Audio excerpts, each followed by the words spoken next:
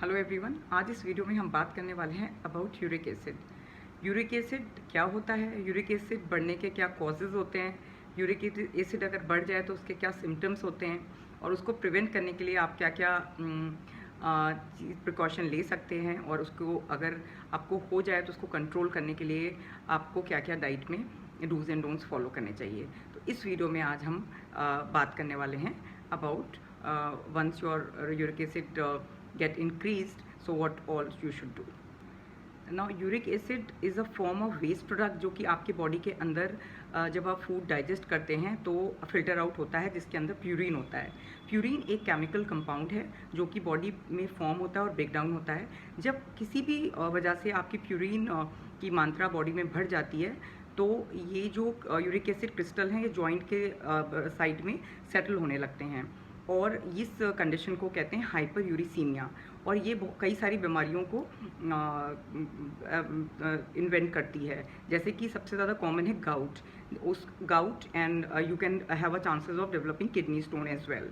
तो इसके क्या क्या सिम्टम्स होते हैं जब भी आपको ये हाइपर यूरिसीमिया की कंडीशन आती है, तो आपको गाउट और किडनी स्टोन होने के बहुत चांसेस बढ़ जाते हैं। और सिम्टम्स क्या क्या हो सकते हैं, बहुत ज़्यादा आपको जॉइंट में पेन होता है, स्टिफनेस हो जाती है जॉइंट में, आपकी इन्फ्लेमेशन हो जाती है, रेडनेस हो जाती है, बिग टो, गाउट में स्पेशली बिग टो जो होता है लेग का, उसमें बहुत ज़्यादा दर्द होता है और बहुत ही इन्फ्लेम लगता है, रेडनेस आ जाती है।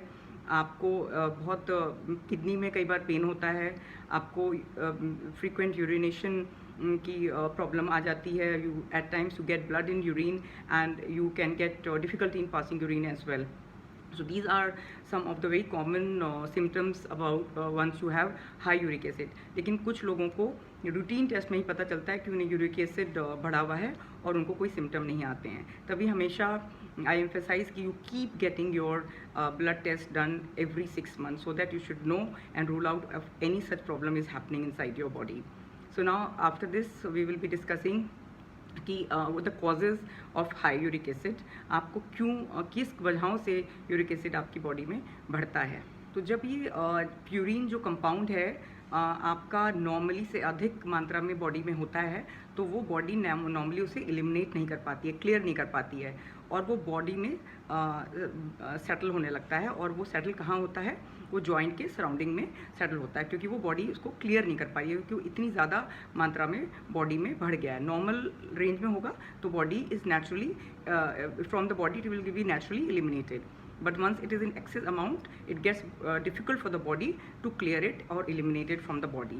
So what happens, it settles down around your joints, and this can cause you a condition called hyperuricemia, which I've already discussed, and eventually you develop diseases like gout, kidney stone, kidney diseases, and so many variety of UTIs and many other problems.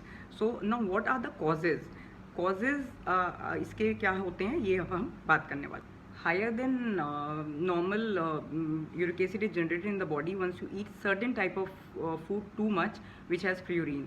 जैसे कि red meat आप बहुत ज़्यादा खा रहे हैं, sea food खा रहे हैं, और एनिमल ऑर्गन मीट खा रहे हैं, you have food which have high fructose, alcohol बहुत पी रहे हैं, नॉन अल्कोहलिक बियर ले रहे हैं, एंड यीस्ट का इस्तेमाल ज़्यादा हो रहा है आपके में, बहुत ज़्यादा ओवरली आप दालें खा रहे हैं, बीन्स खा रहे हैं, पीज़, मशरूम, स्पिनच, इन सब चीज़ों में भी ओवर नहीं खाना चाहिए। You have to have everything in balance.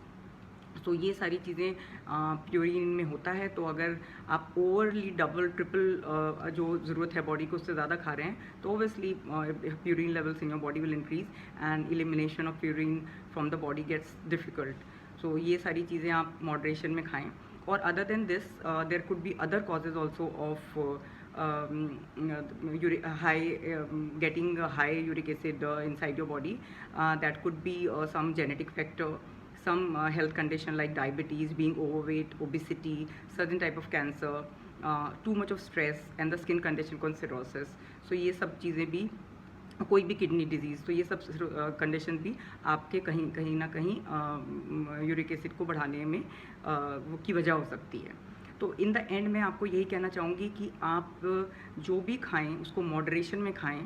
कभी भी कोई भी चीज़ ओवर नहीं खानी चाहिए, चाहे वो नॉनवेज हो, चाहे वो दालें हों चाहे वो वेज हो, सब कुछ everything has to be in balance and in moderation. तो in the end I will like to tell you all कि आप लोग हमेशा एक बैलेंस और डाइट में ही बिलीव कर रखिए, और कभी भी कोई भी चीज़ नेट में देख के वज़न कम करने के लिए बहुत ज़्यादा हाई प्रोटीन डाइट की तरफ इंक्लाइन ना हुए, कीटो डाइट की तरफ ना इंक्लाइन हो। हमेशा अगर वज़न कम करना है तो have a balance diet, because all the food group are equally important for proper conditioning functioning of the body, whether it is carbs, protein, fibres, vitamin, mineral, fat, good fat, सब कोई मात्रा में बॉडी को functioning में requirement होती है healthy functioning के लिए।